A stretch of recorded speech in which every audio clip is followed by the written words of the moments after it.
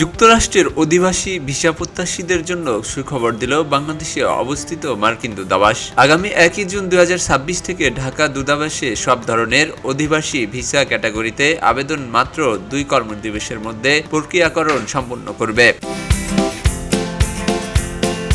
রোববার দূতাবাসের এক বিজ্ঞপ্তিতে এই তথ্য জানানো হয়েছে। বিজ্ঞপ্তিতে বলা হয়, ভিসা আবেদনের প্রক্রিয়া আরও গতিশীল ও সহজতর করার লক্ষ্যে এই নতুন সময়সীমা নির্ধারণ করা হয়েছে।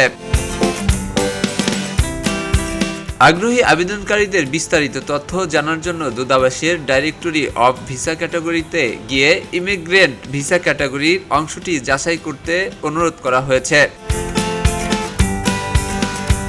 অভিবাসন প্রত্যাশীদের দীর্ঘ অপেক্ষার ভোগান্তি কমাতে মার্কিন দূতাবাসের এই উদ্যোগ বড় ধরনের স্বস্তি বয়ে আনবে বলে মনে করছেন সংশ্লিষ্টরা।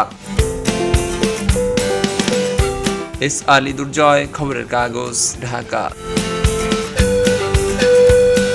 খবরের কাগজ, নিখাদ, নির্ভীক, নিরপেক্ষ।